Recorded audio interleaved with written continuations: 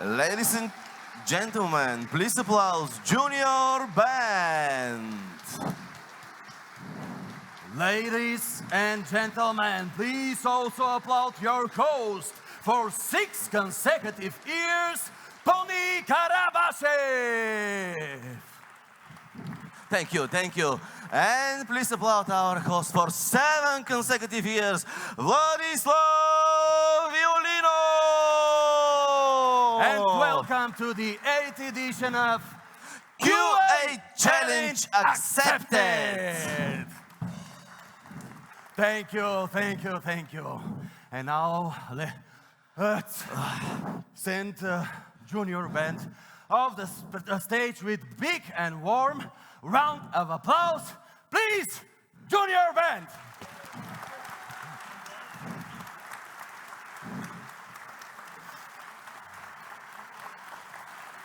Don't screaming, don't screaming, don't stop.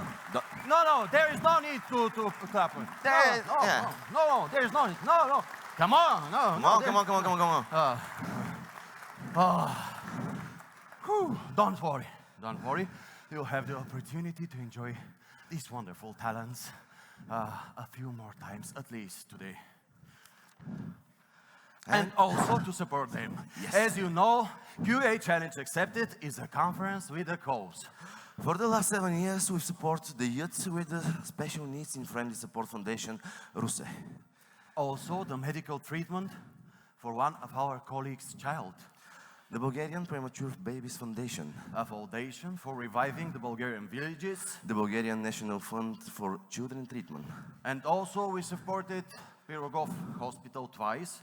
Once for vacuum aspirators and second time with equipment for rehabilitation. And also we've donated all of our remaining packs, t-shirts and mugs to the people defending themselves in Ukraine. Those of you, thank you.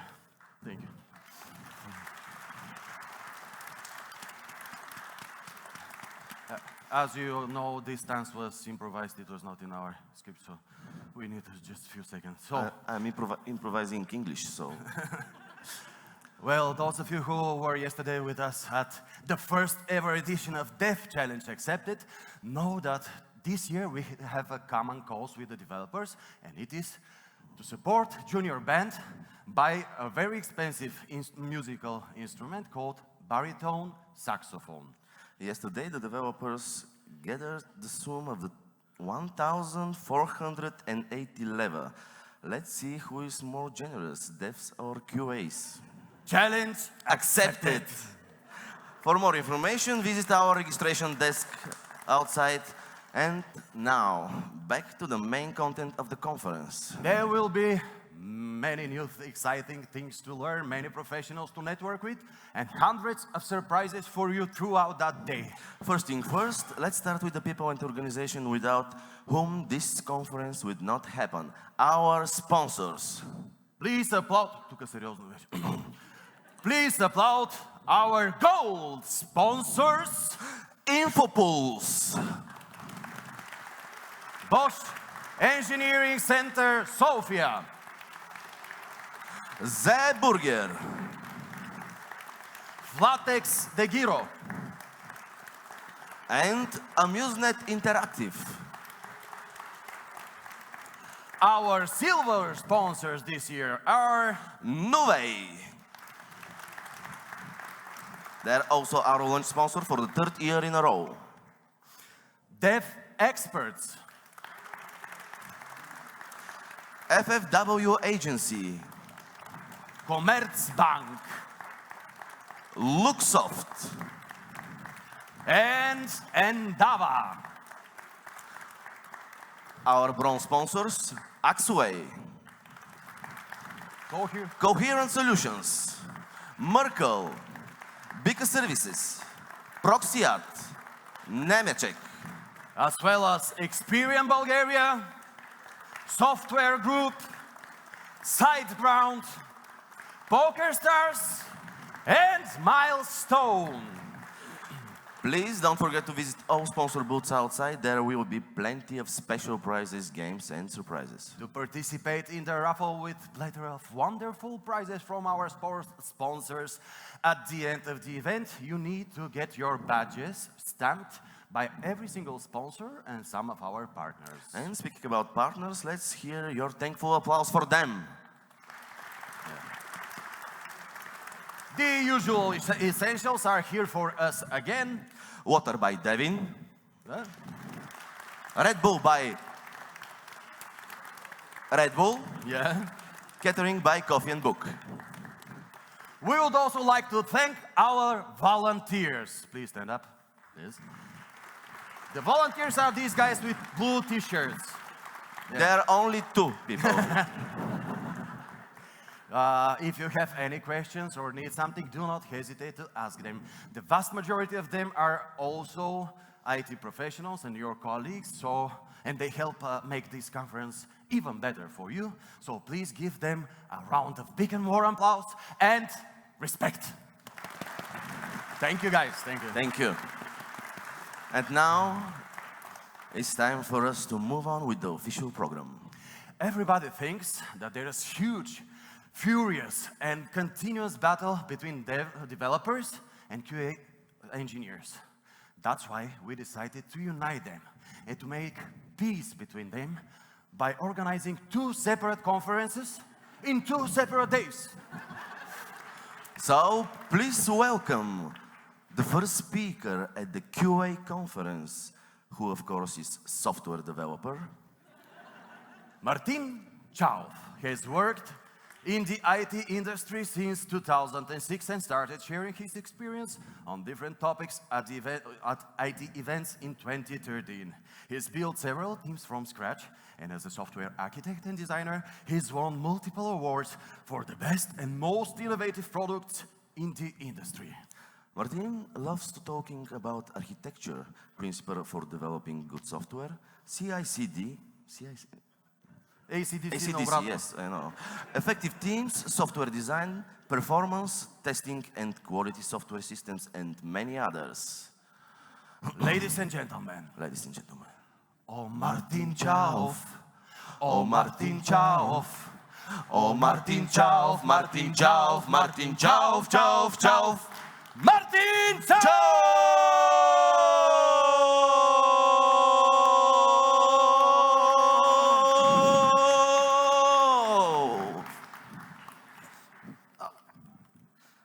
Чуваме ли сте?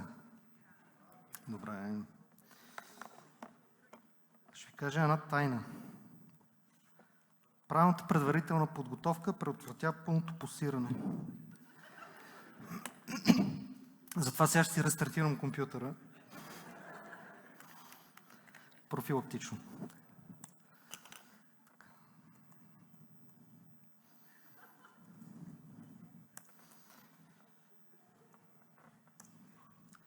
Така, докато си връзвам тук някакви неща, да ви кажа, че съм подготвил едни фанелки, където няма откъде друга да ги вземете, защото ги свих от офиса. Така че за интересни отговори и въпроси с удоволствие ще ги раздавам. Обаче само 5. Иначе тяха ме хванат. I believe it's time to switch to English. You won't believe this, but it's actually working on updates. That's actually not planned. Network. Okay, until my PC becomes operational, I would like to get to know you a bit better. So let's do a round of raising hand if you recognize yourself.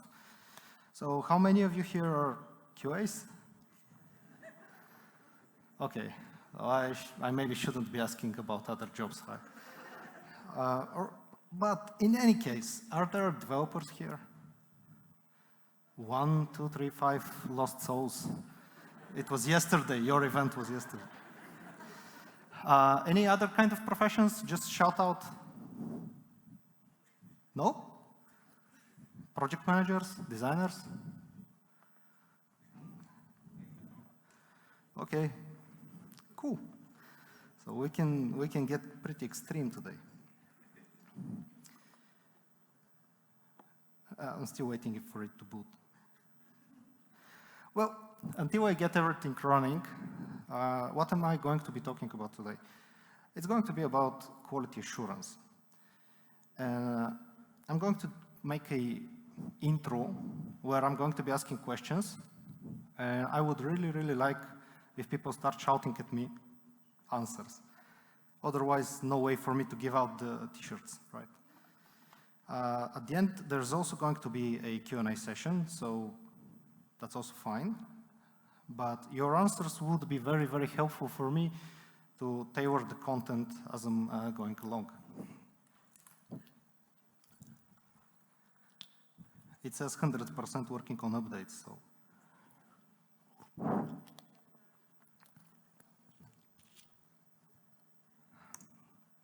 Okay. The HDMI.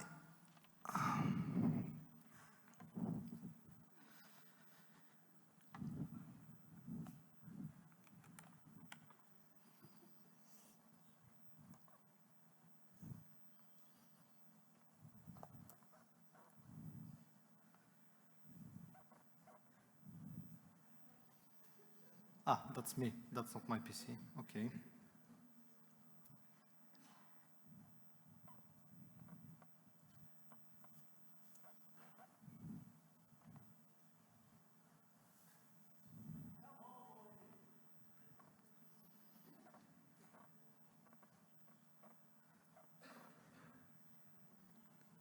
Okay, so you see a black screen. That's a good thing. It's a start.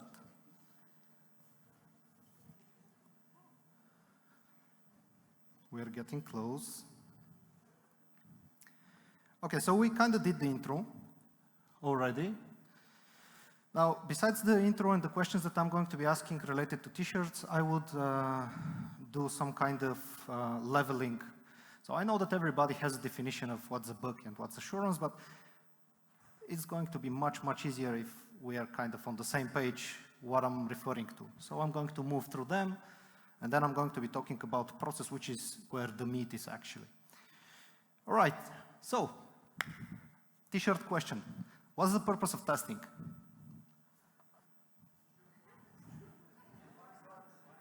To find bugs.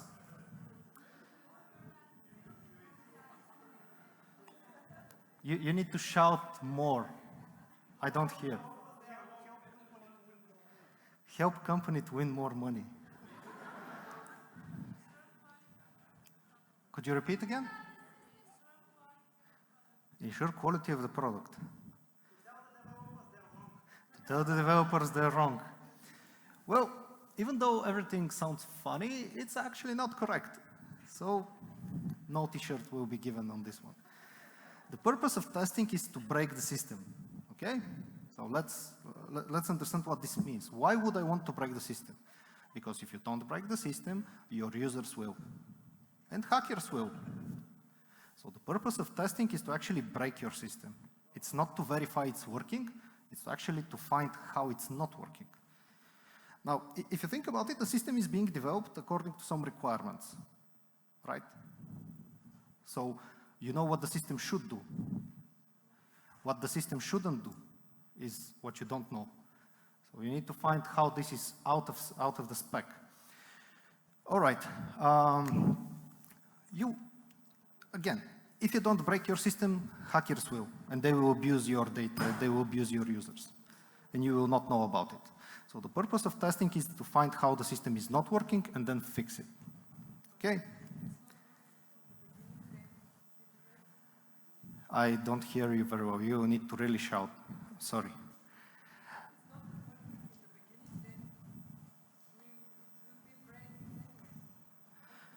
So if the system is not working anyway, there's nothing for you to test, so that's fine, don't worry about it. Let's try to see if this is going to break on me. Oh, okay, it's not. I want to ask you a question, and it's like a raise hands kind of question. And the answer is not important to me, it's important to you, okay?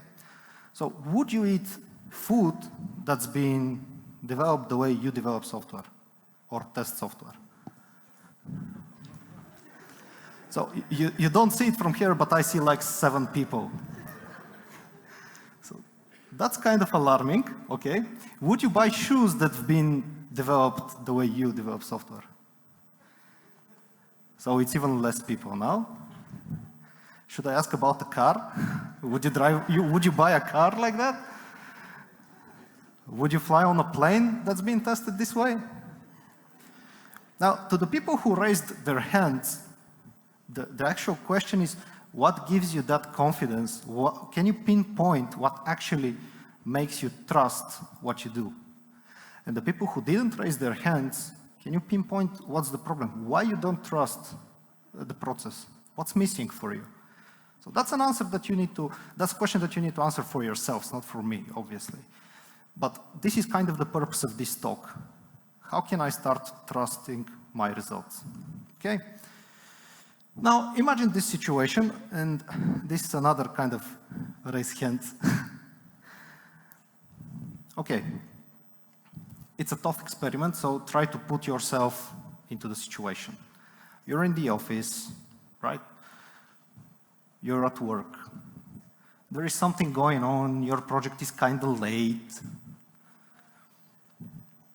You need to deliver it, it's been postponed a couple of times already. There's starting to be pressure. You still think it's not ready, but come on. We cannot delay this anymore. We need to release this. And you need to sign off the project, if it's ready or not. So how many of you have been in a similar situation? Raise hands. Okay, a lot of you. How many signed off the project? Raise hands. Few, the others are lying. How many of you quit that job on the spot? Only one.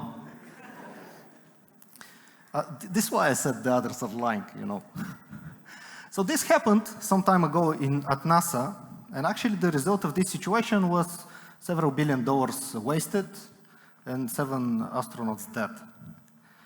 And what happened is the director of the project refused to sign, Mr. Alan McDonald.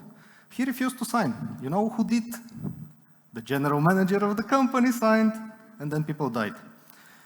So this is not funny, but it seems to be happening in different places. And this quality is about professional integrity. If you can deliver quality, well, maybe you should step off and, you know, change the place.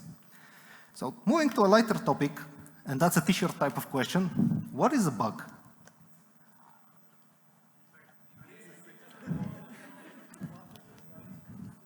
Louder, louder. Deviation from the code. Can you repeat? Something caused by a human error. I didn't hear the first part.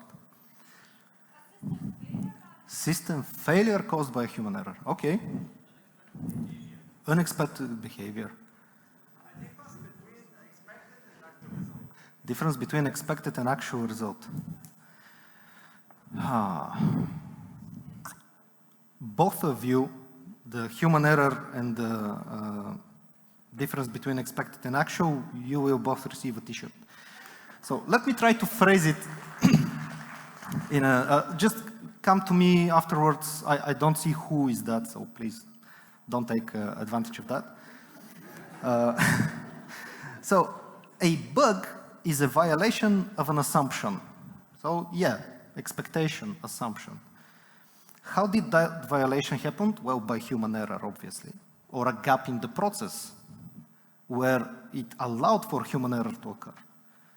So the thing with code is that when you think of a system development, like the software development part, first of all, is a very small chunk of it, and it happens very, very late in the process. So when the code breaks, this means that actually the error occurred somewhere else, somewhere earlier, because you know you're getting the code that you requested. This is the task breakdown. You expect the developer to code something, and the code break, the assumptions doesn't work. It doesn't work like we expected. Exactly my point. This is what I was saying, that the error happened long before we got to coding the system. So before going into process, I would like to first ask another t-shirt question. What's assurance? It's not confidence. The system does what it's supposed to do, but that's not the definition of assurance. To proactively make sure if it works as it. Okay, this is actually close one. So the word did I disappear for a second? Okay. The word assurance have a specific meaning, and it's related to proactiveness. It's a guarantee. So you cannot guarantee quality after the fact. You can guarantee quality before the fact. So you can guarantee the quality of a system before you design and develop it. You cannot guarantee quality after that. Which leads me into a separation that I would like to have, at least during my talk. QA, quality assurance, is not quality control. Okay? So let's distinguish. Quality assurance, it's, we don't see the laser, it's proactive. This happens before the fact. Quality control happens on the output. It happens after the fact. And while quality assurance cares about the process and the system as a whole, and how all the things are going to connect in order to deliver quality, quality control, however, is interested into measuring the outputs of the parts of the different system of the product to verify the quality.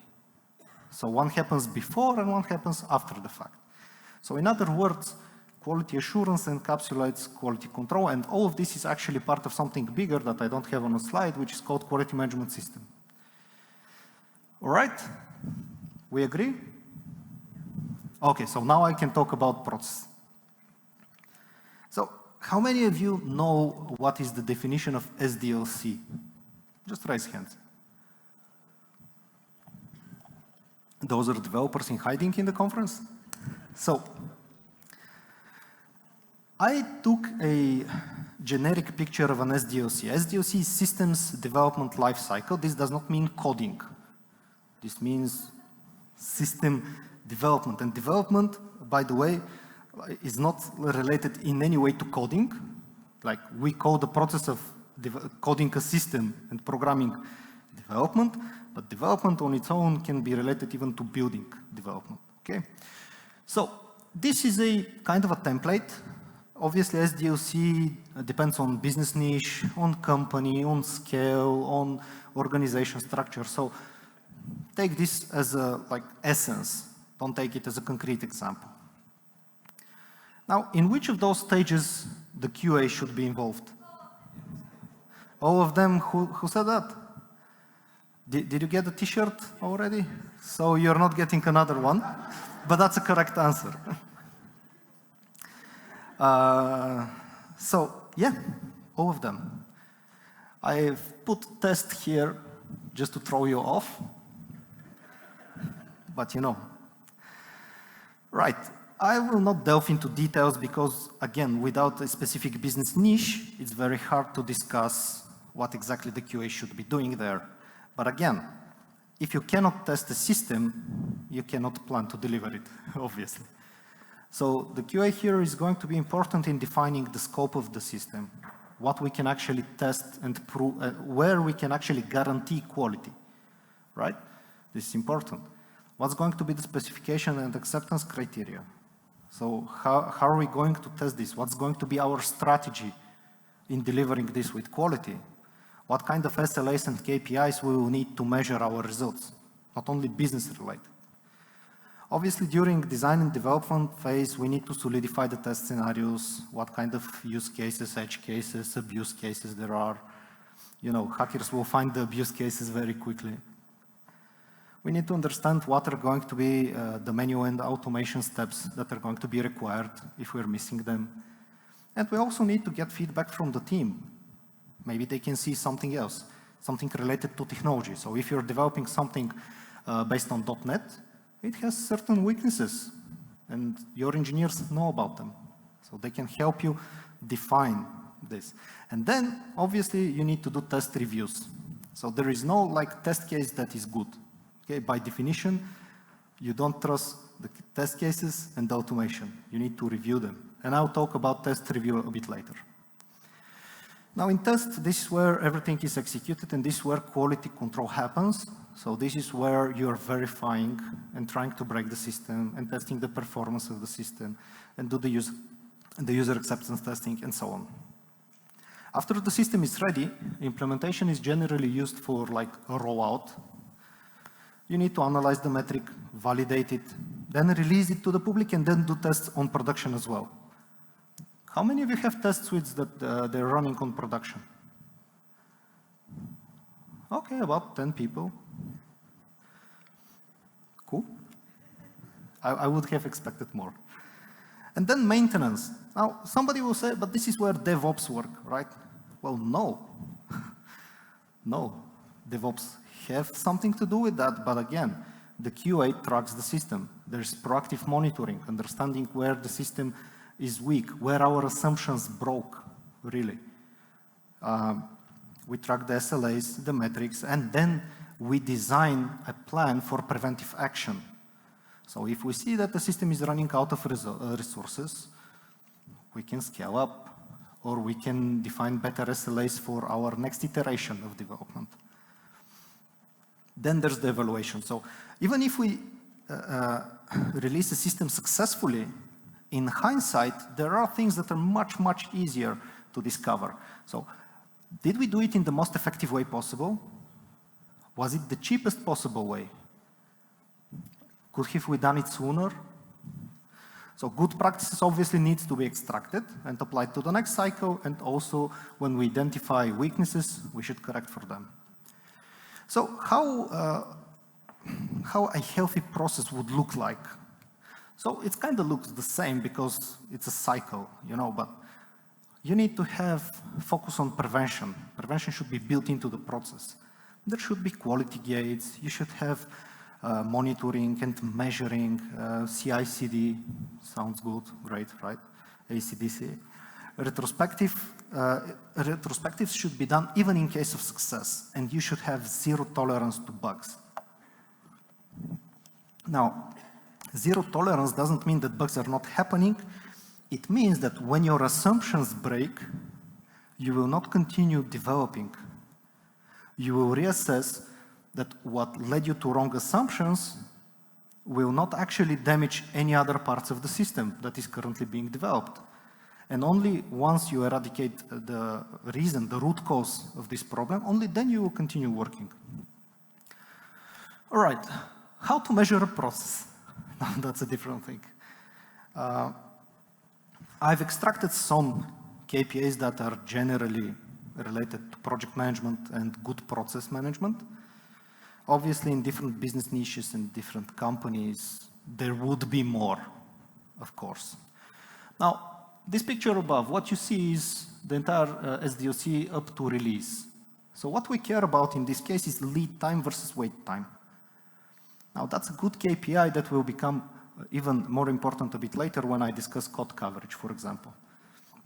But in this case, what we care about is how much time we needed from conception, idea of the feature, until end users are actually playing with it.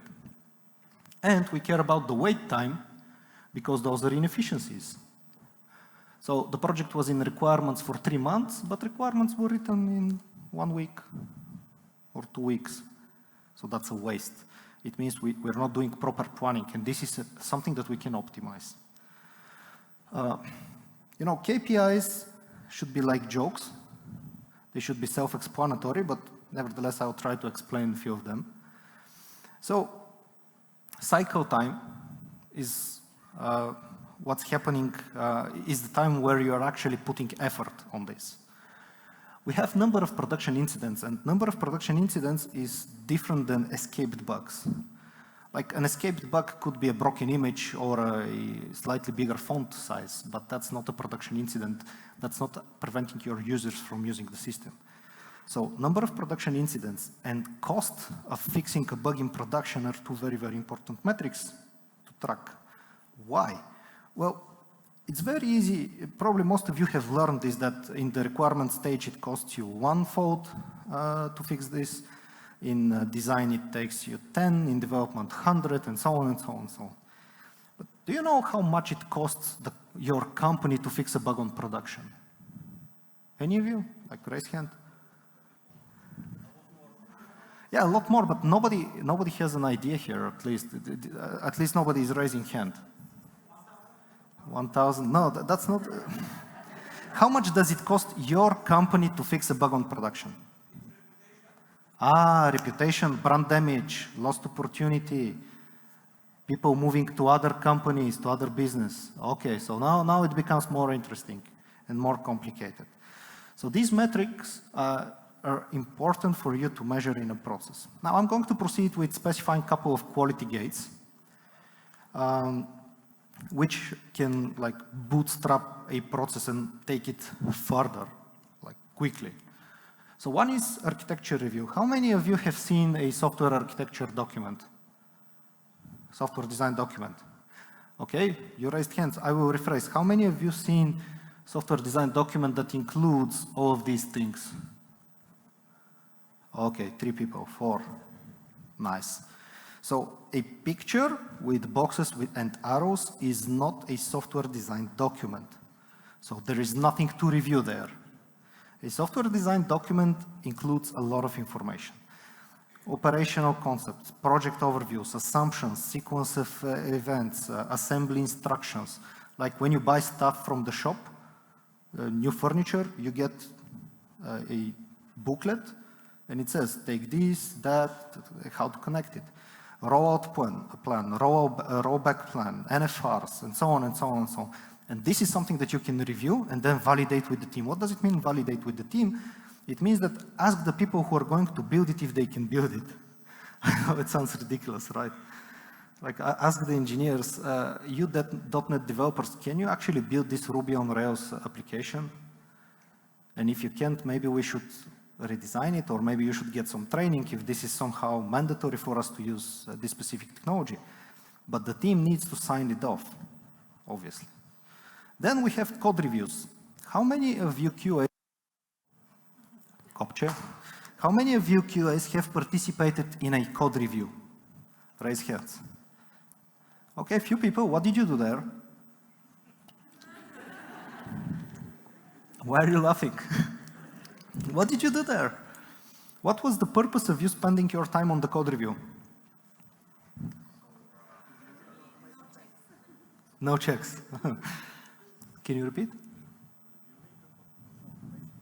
Review of automation test. That sounds cool, but that's a separate thing for us. Well, code review should be a process, and I'm not talking about pull request review. I'm talking about code review. You get the team's code from the past release and actually review it, and this should be open for everybody to participate from the company. What do you want to do there is use a checklist, obviously, keep positive tone, but this is kind of given. But it's a formal process. It means you're going to review the requirements, the design, the implementation, You're going to review the escaped bugs, the detected bugs, which were prevented from escaping. And you will find the good practices, extract them, and update your style guide. And this is something that's called preventive action. I'm going to talk about this a bit later. And since code review should be a process, what do we do with processes? We measure them. So you need to have inspection rate, how fast you are inspecting codes. You should have detect rate, how many bugs you find per hour, or good practices you find per hour, or bad practices you identify per hour. What's the defect density? So what's the average number of bugs found per line of code, or some other type of measurement? Test review. Wow, I'm going quickly over this content. So how many of you are doing test reviews? 3 people? 5? Okay, about 10 people. Okay, what do you look for in a test review? How do we review tests? Can you shout out, please? If it's according to requirements, yeah, cool. If it's kind of related to a business need, sounds legit. So obviously we need to review test cases, but what's interesting about test cases is we don't want to do tests which are testing implementation unless this is very, very important. And this is rarely important. Your test should be functional, not function testing, but functional, business function. Use cases, edge cases, abuse cases, yada, yada, yada. So unit testing is kind of discouraged. Testing function signatures and type of output is kind of meaningless. Code coverage. How many of you know what is this? A few people? Okay, anyone want to try to answer this for a t-shirt?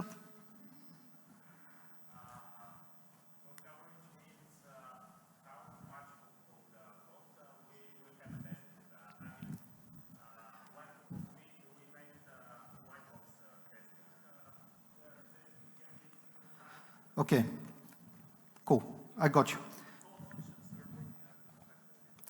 So if functions are working as expected, we get from this side of the room, and from that side we are getting about how much of the code is being executed during testing. So kind of right on both sides, but why is code coverage important? And now we come to the meat of the problem. Code coverage is not important. Code coverage is something that's called a leading indicator, which means it changes all the time. And for you to understand how a leading indicator is performing, you need to correlate it to a lagging indicator.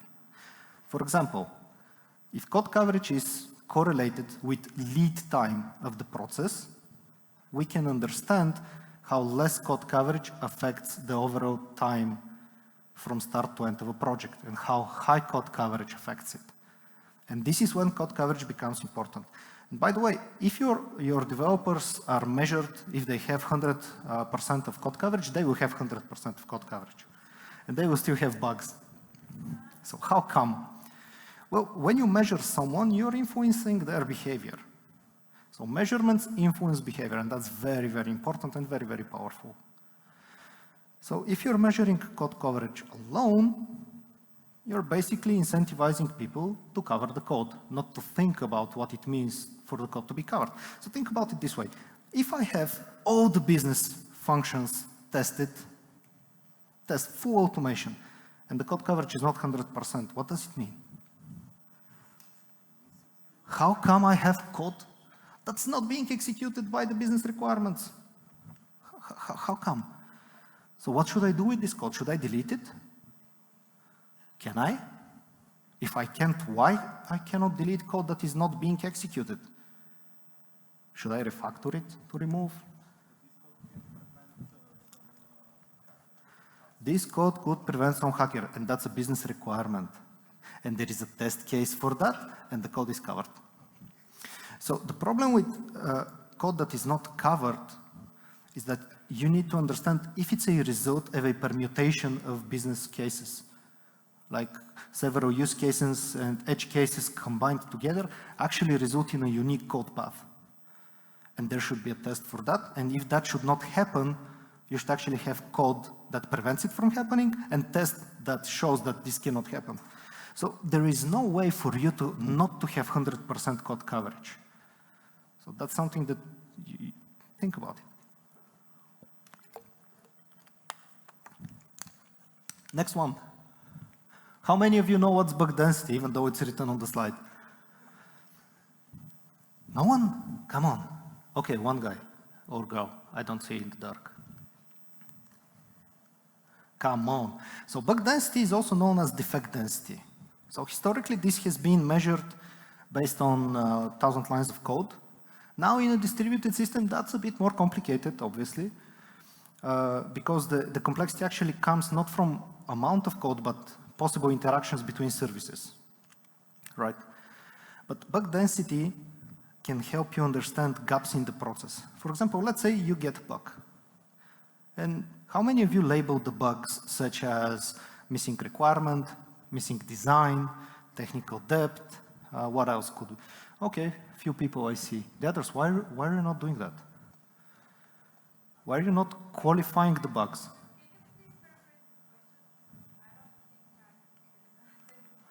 So how many of you, when you find the bug, how many of you label it according to where it occurred in the process?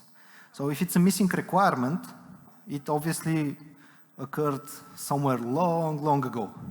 If it's a technical debt, that's a different topic. If it's missing design, they're saying that I'm out of time, so I will take a bit more. So bug density is important. It can identify key areas of improvement. If most of the bugs that you're getting are design problems, fire the architect. But bug density is different than production incidents. So we can have bugs that are not incidents and they did not cost us anything specific to fix. Now, I want to show you a clip, and I hope this works. So please note the hand movement.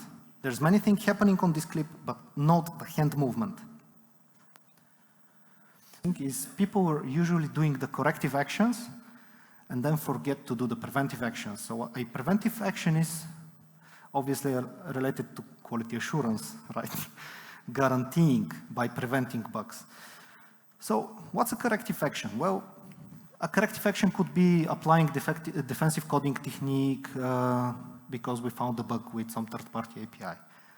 But a preventive action would be training the people to use the third-party system effectively before they start developing, right? This kind of thinking. So I want to finish with a sentence. You either own the quality or the lack of quality will own you. And quality is not a specific person's responsibility. Quality is the entire team's responsibility. Nobody can compensate for the lack of quality in a different area. QA cannot compensate for lack of quality of engineer. Engineer cannot compensate for lack of quality of architect, and so on and so on and so on. So you either deliver quality as a team or you fail as a team. And when the company fails, well, maybe it's not NASA, but your livelihoods depend on the success of that business. So in some cases, if a company with 1,000 people fails, it's 1,000 families that are affected. So I'm ready for questions if we have time. We don't have time. We don't have time. Thank you very much. But Martin Chaov! In just a few seconds, you'll enjoy our coffee break, but just before we go, a quick announcements and reminders for you. After the talks, you also have the chance to speak from this stage. You have to just sign up for a lightning talk. So grab the marker and write down your name and topic on the whiteboard. Which is Somewhere. here. There. Okay. Also, don't forget to visit our sponsors' booths if you like prizes. And if you Come for t-shirts. Yeah. go for t-shirts. People who want t-shirts, come to take that, please. And speak with him, ask him questions outside. Yes. And if you have a big and warm heart, we kindly remind you, you can support the wonderful kids from Junior Band. And lastly, if you have tickets for both QA Challenge Accepted and Dev Challenge Accepted, and you were not able to get your bags and presents from yesterday, you'll be able to do so now. And now it's time for delicious coffee. 20 minutes break. See you in 20 minutes. Thank you. Comfort t-shirts, they're heavy, please. Comfort t-shirts.